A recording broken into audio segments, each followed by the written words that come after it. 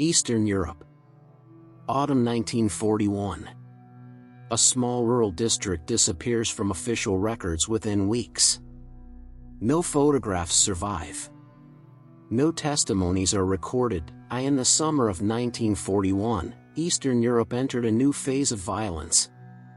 The German invasion moved faster than administration, faster than law, and far faster than memory. Entire regions changed hands in days. Local authorities collapsed. Civil institutions vanished. What remained was uncertainty, and a growing presence of armed men operating beyond oversight. The area in question lay far from major cities. It was composed of villages connected by dirt roads, forests, and shallow rivers. There were no factories. No rail hubs. No strategic value visible on maps. Yet troops passed through it repeatedly. Infantry columns. Supply units.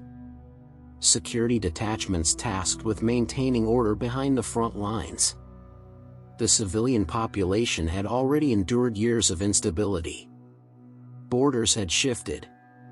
Governments had fallen. Trust in authority was fragile. When new uniforms appeared, people complied silently. They offered food, shelter, labor. Survival depended on invisibility. By early autumn, German rear area units began systematic sweeps. Officially, these operations targeted partisans, saboteurs, suspected collaborators.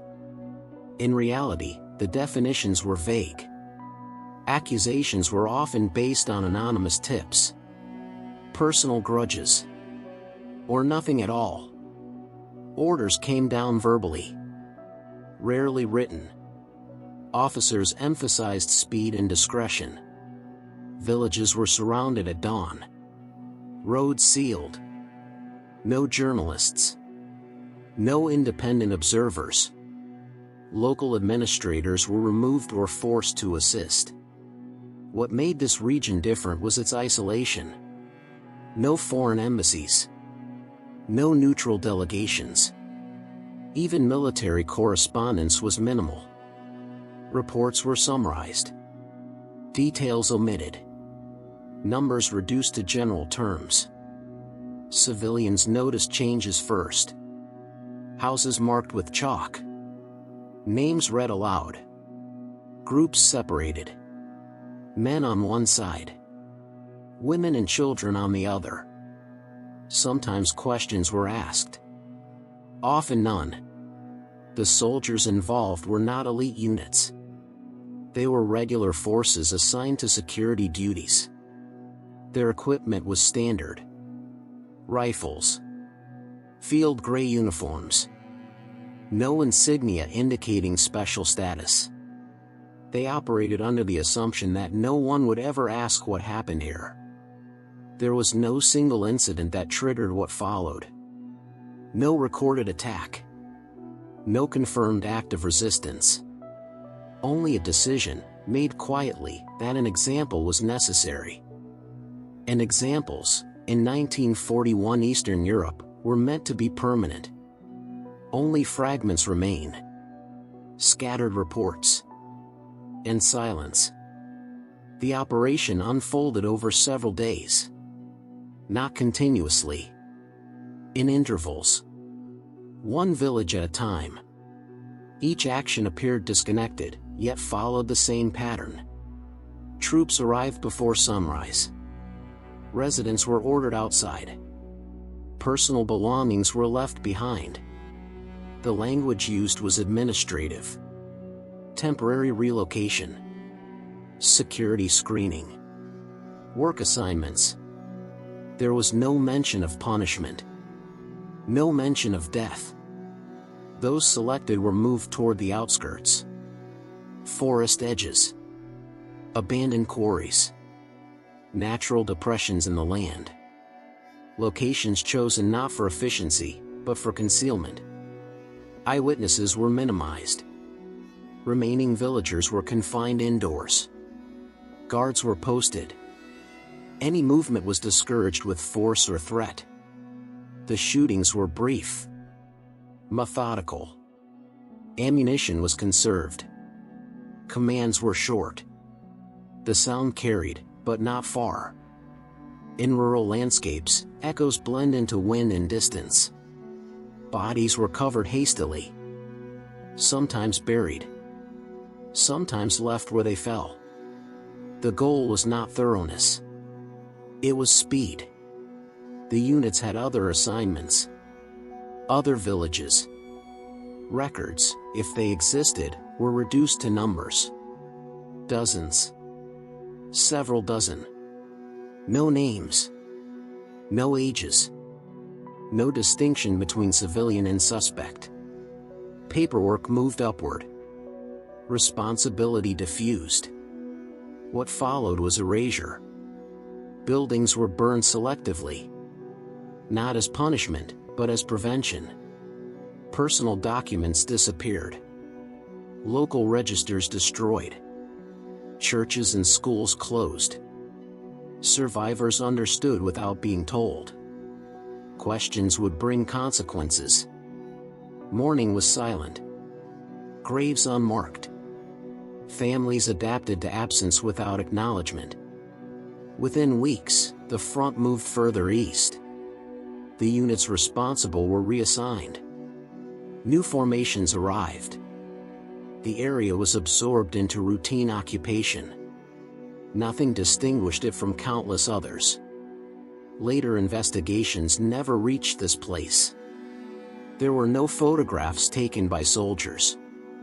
No letters home describing the events. No trials referencing the villages by name.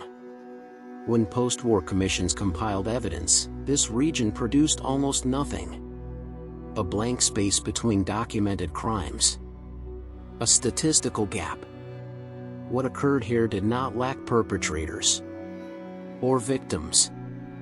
It lacked witnesses who survived long enough, and with the means, to speak. And so the crime remained intact. Preserved not by denial, but by absence. The final operation took place on a gray morning. Fog low over the fields. Visibility limited. Conditions ideal for disappearance. The remaining inhabitants were gathered once more. Fewer than before. The process was faster now. Familiar. There was no resistance. No pleading recorded. Compliance had become instinctive. This time, no separation was announced. Groups were moved together. Elderly. Women. Children. The destination was closer. A shallow ravine at the forest line. Orders were issued quietly. Some soldiers hesitated. Others did not. No speeches were made. No justification offered. The execution lasted minutes. Afterward, the site was altered. Earth moved.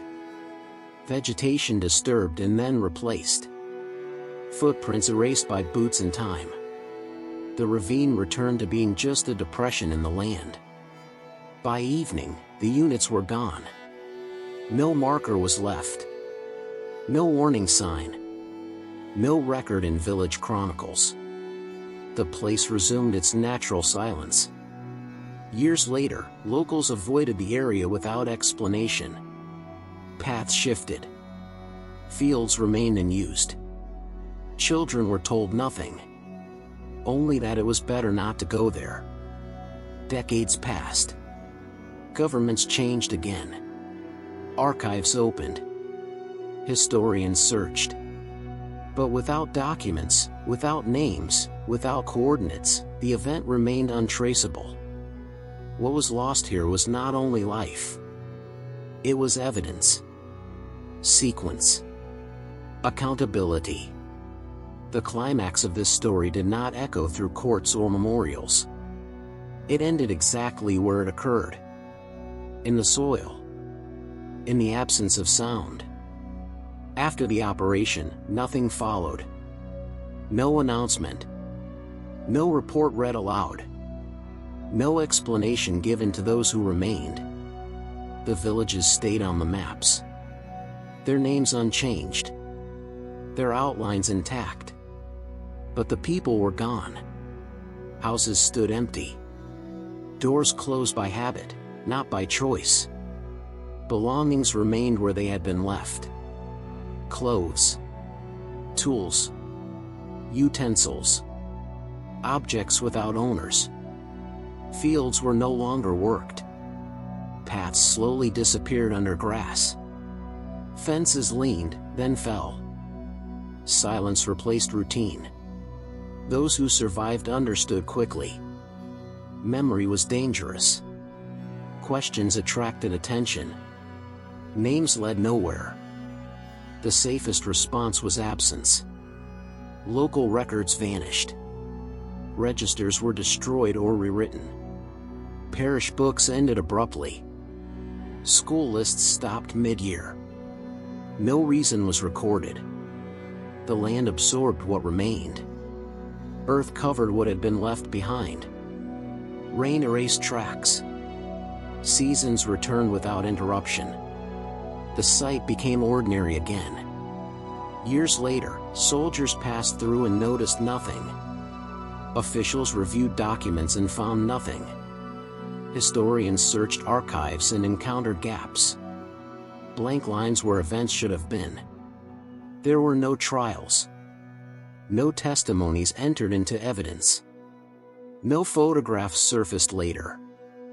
No graves marked with dates. The crime survived by being incomplete. Not denied. Not justified. Simply undocumented. As borders shifted again, the story grew smaller. Then quieter. Then irrelevant. Children grew up without knowing why certain places were avoided. Why paths curved unnaturally. Why some names were never spoken. Why fields remained unused. Memory faded not through force, but through repetition of silence. Each year without mention made the previous one easier to forget. Eventually, even forgetting required no effort. What happened here did not become a lesson. It did not enter textbooks. It did not alter policy or command. It did not echo beyond the forest line. It remained where it occurred. In the ground. In the missing. In the absence of witnesses. History continued elsewhere. Recorded. Catalogued. Explained. This place was left behind. Not because it was unknown, but because it could not be proven. And so it stayed. A war crime without witnesses. Untouched by memory. Unclaimed by history. Thank you for watching. New historical stories are published regularly.